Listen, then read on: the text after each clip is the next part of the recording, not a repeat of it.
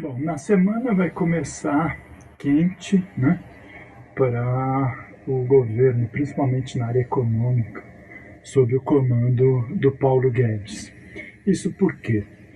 O primeiro fato importante é a denúncia que virou edição da Carta Capital dessa semana, com destaque para a capa, inclusive, em que um grupo de economistas liderados pelo Pedro Paulo Zalus de Bastos, do Instituto de Economia da Unicamp, comprovou e escreveu uma matéria importante mostrando tudo aquilo que a gente já vinha denunciando há muito tempo. Ou seja, eles fizeram um trabalho super competente com base em informações oficiais recebidas através de uma obrigação legal da Lei de Acesso à Informação, demonstrando que todos os cálculos que foram apresentados pela equipe do Paulo Guedes para justificar as maldades da reforma da Previdência eram totalmente falsificados, certo? A falácia da reforma da Previdência, a chantagem da reforma da Previdência. Eles usaram as informações de uma forma completamente viesada, certo? Para tentar convencer primeiro os deputados e agora os senadores de que a reforma seria necessária e ela seria indolor para os mais pobres, porque, segundo o governo, a nova Previdência viria para acabar com os privilégios. E agora, então, esse documento, né, que está acessível para todo mundo, demonstra que tudo isso foi feito com base numa construção mentirosa.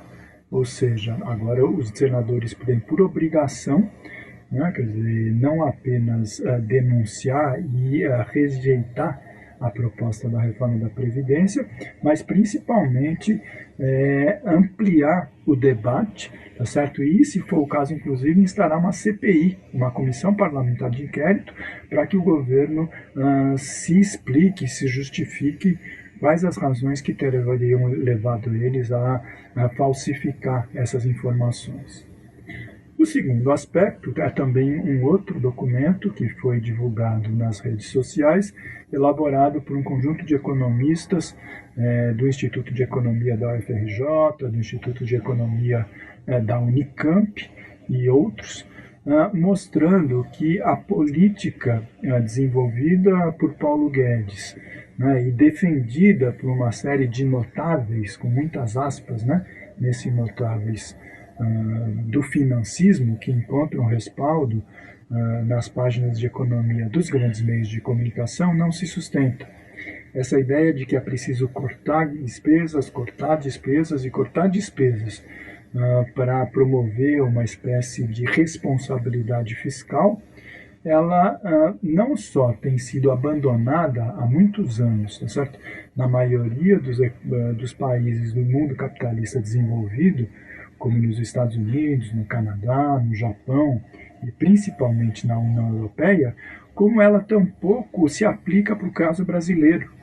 Tá certo? Quer dizer, durante os últimos 4 anos, o Brasil não fez nada mais do que nada menos do que aplicar essa receita de austeridade burra e cega ao pé da letra. E a única coisa que a gente conseguiu foi promover a maior recessão da nossa história.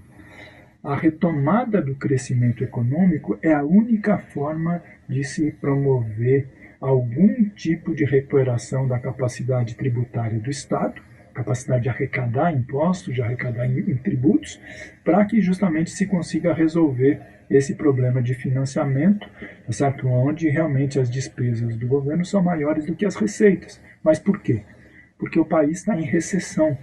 E com a nossa estrutura tributária, que é baseada principalmente em impostos sobre consumo e sobre produção, e não sobre rendas elevadas e patrimônio, o que acontece é que a recessão ela só faz aprofundar as dificuldades fiscais do Estado.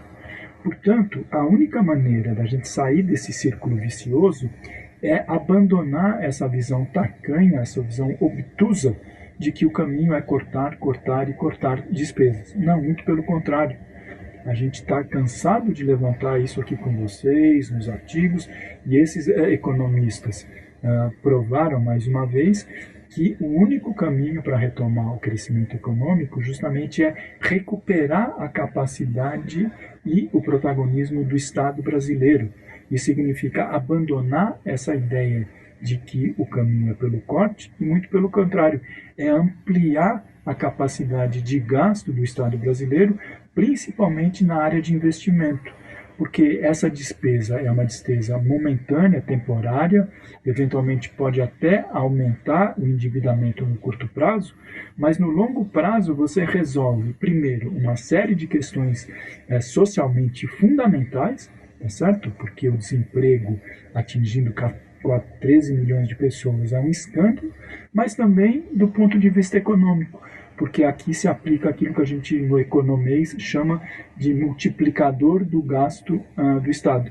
Ou seja, quando o Estado gasta, ele lá na frente acaba recuperando do ponto de vista inclusive dos tributos, porque ele tem um efeito multiplicador sobre o conjunto das atividades econômicas.